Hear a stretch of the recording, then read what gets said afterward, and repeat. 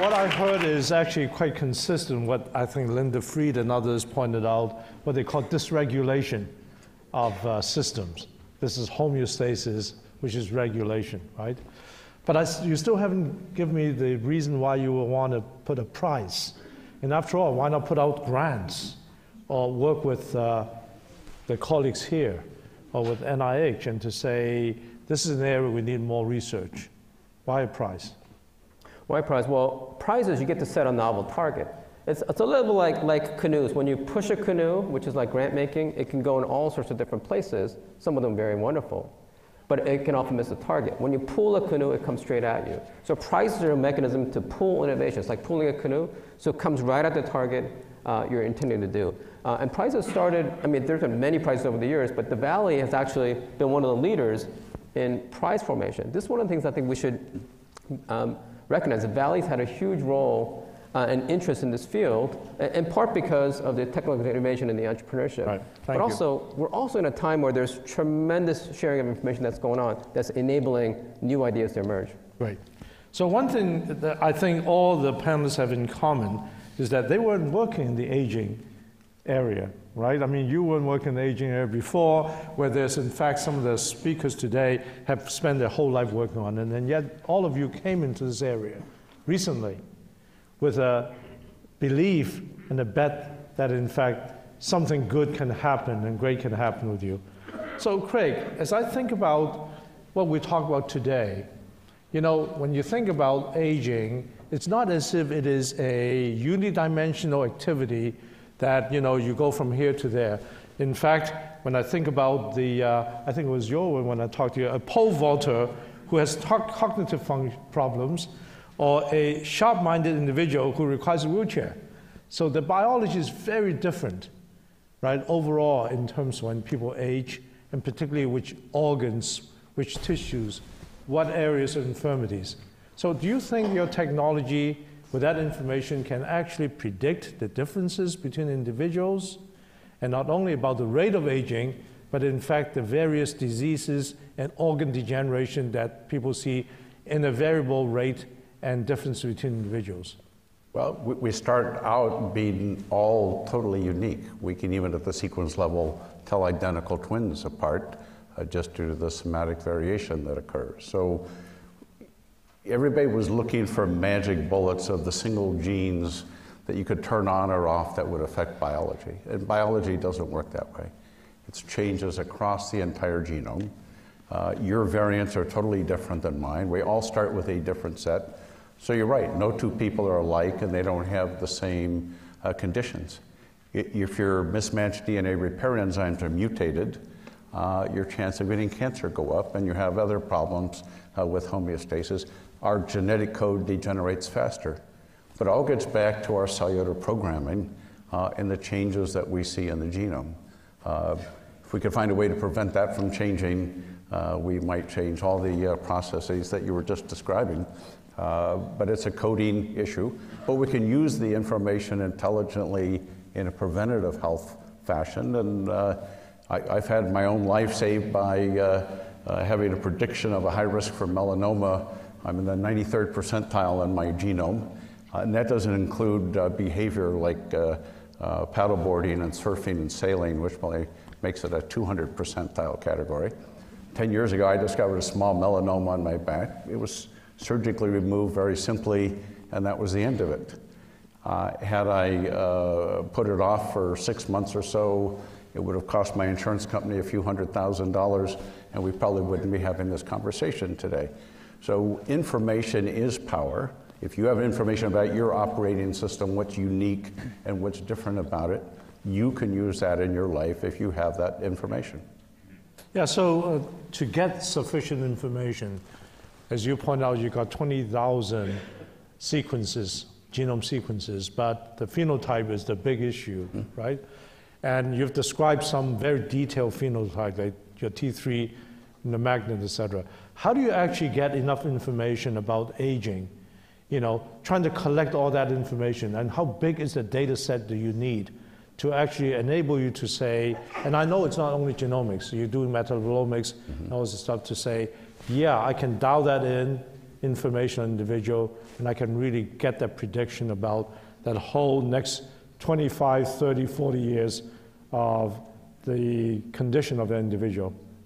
So one of the biggest surprises is when we pass 10,000 genomes, common variants in the database saturated. So everything we're discovering now are extremely rare variants in the population. But it's the rare variants that make us totally unique. The AOK translocation that determines whether the Pfizer drug will reduce your lung cancer is about 1 in 400,000 in the population. There's about 5% of lung cancer patients. So it's these very rare things that are going to give us the unique regulation, the unique phenotypes. And I've always assumed getting to 1 million genomes was sort of the starting point, not an end point. I've been absolutely blown away by how much machine learning can discover with a much smaller database. So the discoveries are happening a whole lot faster once we pass 10,000 genomes. Hal, you introduced me to a naked mole rat. As I said, we're going to make this the mascot of this meeting. But you know, earlier Cynthia Kenyon did roundworms. And so how good are these model organisms? Someone says maybe the best model organism is the human being, right? So talk to me a little bit about the research approach that you're going to take in looking at all this various, as you said, comparative genomics or comparative biology. Yeah, I think it's a great question. People often ask, you know, should you study animal models or the human?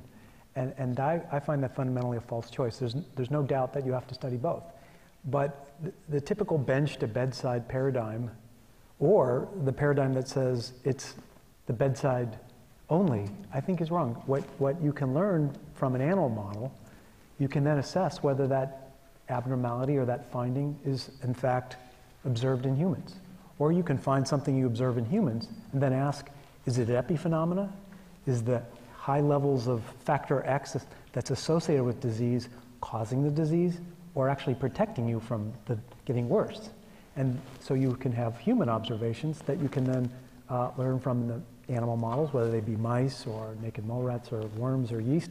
And it's really an iterative cycle of bench to bedside, bedside to bench. And that's, if you look in drug development and advances that have been made in science, it's that iteration that I think... You're collecting as much information as you can, and then you find out whether they're relevant or not. Yeah, you're learning from all the models. Right.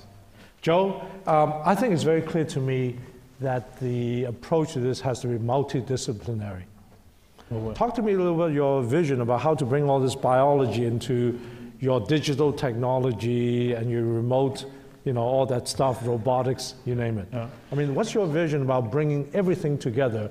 Because it's been said this morning, things are somewhat siloed, right? People are doing this pathway, but I believe that actually the opportunity is to bring all this together. Yeah, I mean, there's a fine line between vision and hallucination, so I might border on you know, I think we've been making this false discussion about, you know, whether we need more researchers in STEM fields versus non-STEM fields. Multidisciplinary approach to a multidisciplinary sport, that is aging, is an imperative. We need to have the biologists talking frankly to the social scientists, because I can find out from the folks up here whether I chose my parents badly or not, but I need to have some insight in terms of behavior so that I can find that melanoma ahead of time and take action to do that. I think the technology that is coming along now in your home, in your car, on your wrist, and soon inside you will give you the information to notify you that, you know, you haven't been eating well, or you may be dehydrated, or you take your medication and the like. But that multidisciplinary perspective is not so far going to help us with a big problem, which we've been talking about on a scientific level, which is information that we're putting into the hands of the individual and the family. It's too much. And so I think we're going to need to come up with creative ways to put bits and bytes of information that are digestible for all of us. And that's going to take English majors, biologists, physicists, and indeed engineers. Well, so where's the place that would fund research like that, right? If I write a research grant, I go to NIH, yeah. And you may go to NSF or whatever, and we all go different directions. So that leads June to this whole conversation. I mean, everybody's in agreement that this should be multi-sector, right? But now, you know, Richard Holders tells me that the NIH, his institute's funding is $1.2 billion a year out of what, 30-some billion dollars of NIH funding? And if you look at total funding, so how do we think about bringing the right resources together? Well, one of the things that will be really useful is to make the area investable. And for private sector investors, thinking about longevity, you got regulatory issues, you got public perception issues, you got biomarker issues. So one of the things I would love to see is to develop more proximate targets, such as development of biomarkers, development of interventions that improve those biomarkers, so that we can backdoor into longevity, but improve something today, where the benchmarks are achievable today, assayable today. So we're essentially focusing on health. If we're focusing on homeostatic capacity, we're improving health. Most people are for health.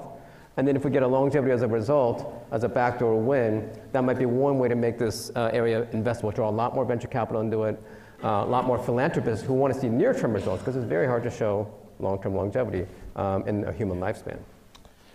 We are open for questions, so please go to the microphone. And while you think about your questions, I do want to ask Hal. He said about moonshot. Okay, help me there. How do we get the moonshot off the ground? Well, I think this is a good start, this conference, and bringing up the issues. I think what June said is really important. One of the things that you need to have happen to get a moonshot really get traction is to have some quick wins as well. And it would be really ideal that maybe from this meeting or subsequent to this, that people take the idea of biomarkers and being able to predict a person's biologic age. I mean, everybody knows their chronologic age, hopefully, but virtually no one knows their biologic age. In fact, we probably would all argue that we aren't aging at the same rate. But if we were able to create a way so that we could all, kind of like cholesterol is for vascular age, if you will, your biologic age, then people could imagine that interventions could be assessed in a much more timely manner. That might make this field seem much more tractable. It might identify areas of biology to go more aggressively into, and that might spur both the private sector as well as potentially government to invest more in these moonshots. Yeah, I'd like to come back to that question, but we've got Dr. Druckmann first. So I have a question for Craig Venter. I heard you mention just barely something about identical twins. I am an identical twin, and I'm wondering how many of your 20,000 genomes do you have of identical twins? And do you plan, in fact, to look at that? No, in fact, we've been sequencing from a large cohort out of England where they've been following the twins for over 20 years. So we got all the phenotype data with them and in exchange for doing their genomes. The problem is the standard of measurements of phenotype data 20 years ago versus today are very different.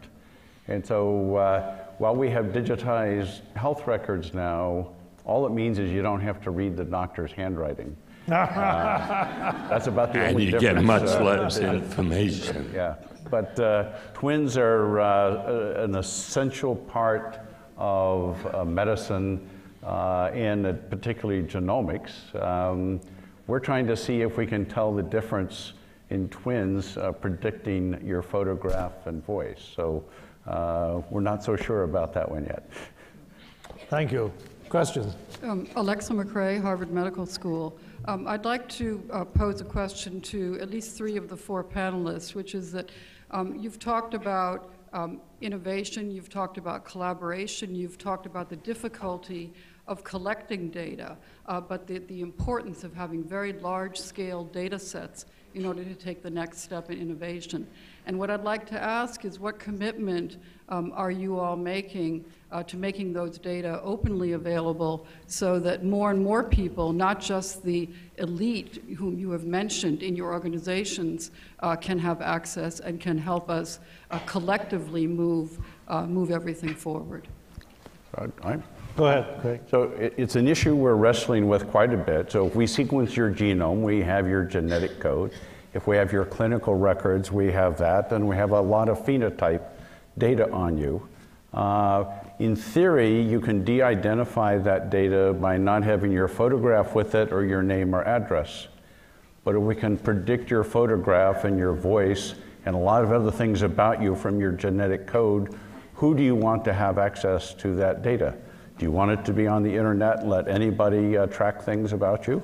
Right now, HIPAA regulations say you can de-identify a genome as long as there's no photograph with it.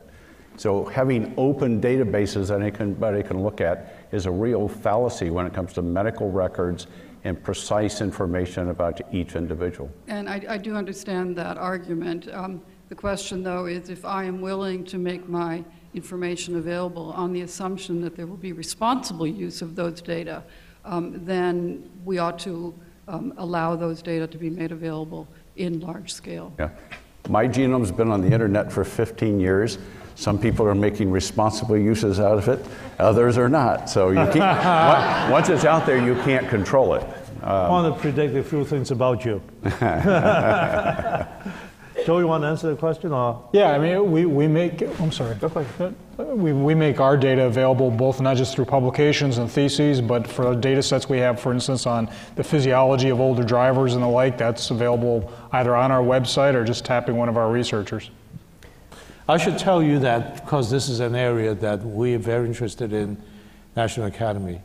We had a report on sharing of clinical trials data. Certainly, as you know, yes, and as you know, there's also GHG4 or G4GH activities. So we're going to keep discussing this, which obviously is a critically important issue for us and for society. Thank you very much. Question. Yes, it seems to me that your marvelous research in immunology and Alzheimer's disease can only inevitably lead to an increase in longevity, at least for the 1% of Americans who can afford what I presume will be the astronomical cost of your therapy. Have you ever wondered if an increasing population, which I think will result, may be the end of humanity as we now know it, perhaps calling it the law of unintended consequences? Who'd like to take that? Well, so interestingly, one of the most interesting demographic trends to emerge from the longevity movement is that when people forecast long lives, among the other things they remodel and stretch out is actually their fecundity. So when you expect a 100-year lifespan, do you really want to get married when you're 20? I mean, do I really want to be with this person for the next 80 years? No, I want to do more due diligence. So essentially, people delay their life history strategies. And so right now, 100% of the high longevity countries are actually experiencing sub-replacement fertility rate. So if anything, we're seeing stabilization. Now, that doesn't mean it's going to continue in the future, but so far, so good. By the way, the answer to your question is the highest divorce rate is amongst the 50 plus. The answer is no, they don't want to hear us for 80 years. Nancy. Nancy Adler, UCSF. And the last session we heard about the marked disparities in aging by socioeconomic status and race and ethnicity. Of the things that you're working on, what are the things do you think might lessen that gap? And what are the things that might actually exacerbate the disparities that exist? And if so, what might you do to avert that? Al, you want to take that on?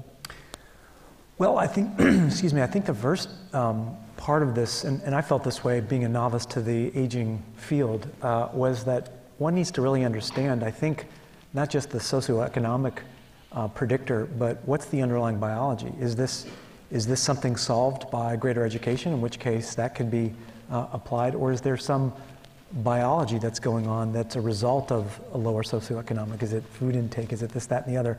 And so I think that there's an opportunity, depending on what you really learn by going deep into the biology, that gap could be decreased. I guess it's theoretically possible that when you understand the biology, that at least interventions that are learned from this biology don't affect that gap. But I think what I've taken away from much of today and my sense of the field is we really have a lot of unanswered questions as to why certain things are associated with certain things. And really getting at the heart of that, at least for me working at Calico, is to really understand the biology behind why is that discrepancy there. Thank you. Anyone else want to answer? Yeah, great. So the disparity comes in part, we have drugs now for treating cystic fibrosis that cost over $300,000 a year per child. That creates an economic disparity. And the same chemicals, the same test can be available across the economic spectrum. So we worked out with Discovery Health, a South African insurance company, because of the income differences, a program where they start to get their whole exome sequenced for $250. Doesn't have to cost $5,000 or $10,000. So we're trying to work on both ends of the scale. I think the pharmaceutical industry, working with the insurance industries, have to make sure both ends of the spectrum are equally covered. And I guess the other thing I'd say, with all the smart technologies that are coming into the home, the car and the like, just think of how much you paid for a computer in the 1980s versus today. Eventually those prices do tumble. That's the natural curve of technology, and hopefully that'll improve the equity of access to the quality of life that these things can provide. Linda. Hi, Linda Fried. I'd like to ask a question that is somewhere at the intersection of cathedrals, moonshots, and canoes. I think that the need for public-private partnerships in science is profound, and the opportunity is immense. And you all are in different ways investing in an understanding of taking the long view on science, even if you're trying to find some short-term wins in that. Because great innovation depends on being able to do that, as you well described. I'm interested, given the entire scope of the day today, in what you think is the role of private investment in science, of public-private investment, and public investment. And all of the principles that I've heard laid out about the science of the future, needing to be multidisciplinary, needing to invest in social science as well as basic and population science, working together, is not what I see going on in the public sector investment in science. In fact, it's a narrowing and narrowing and a shortening and shortening of the time frames for science. So if there is a role for public investment, such as through the National Institutes of Health, what do you think are the kinds of questions that publicly funded science needs to be asking and answering? And what's the difference in the kinds of questions we should be asking through public-private ventures or privately funded moonshots? You want to take that on? Well, I can start anyway. So between the public and private domains and institutions, there's a different risk tolerance. And you can argue in the public side, they could be taking more risk given the purview they have, but in fact we know that academics tend to be relatively risk averse. So where the private sector can come in is fill in different parts of their risk spectrum. You know, if you said a few years ago that aging was a disease, it was hard to get funding around that narrative, whereas on the private side, you can take more risk on things like that because there's a gap. So wherever you see gaps, the private sector can fill in.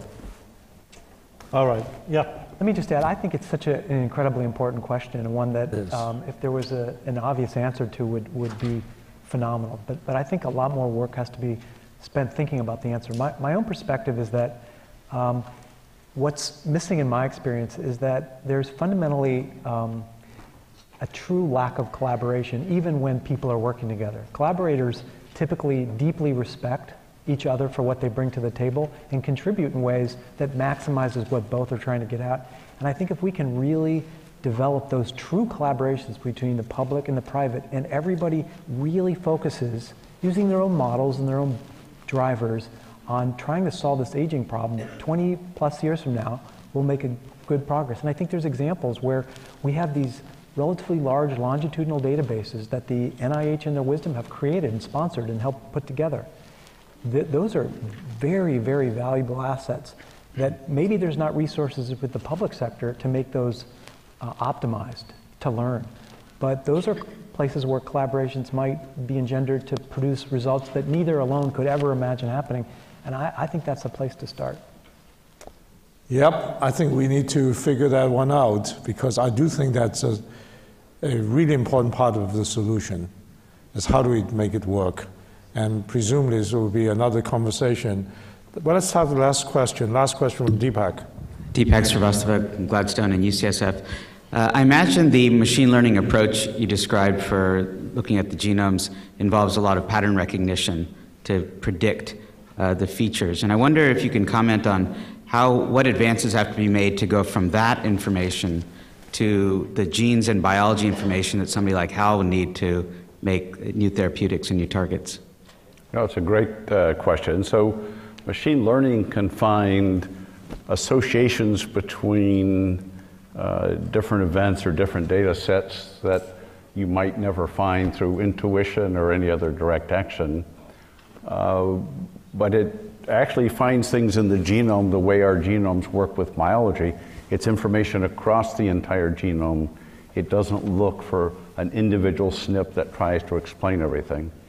So it's not so trivial to deconvolute the machine learning data into a diagnostic assay of measuring something in DNA directly. So, but it gives you the associations to start with that when you hear about them, they make sense. I wouldn't have started, for example, looking for links between the shape and the measurements of the face and your voice. When you hear about it, it's not illogical, but deconvoluting that to the exact parts of the genome that code for your face and how that ends up influencing your voice is not part of the linear world that most academia exists in right now. Thank you, and I want to thank the panelists for an outstanding session. John.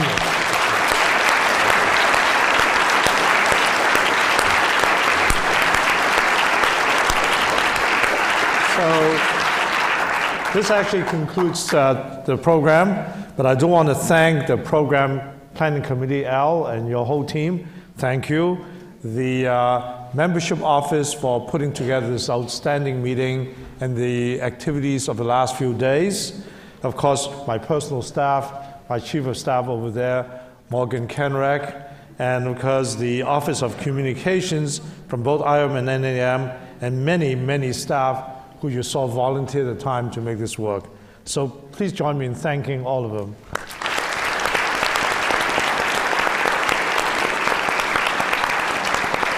So we have a reception, which is right in the Great Hall in the West Court. Please join me in having a drink and relax.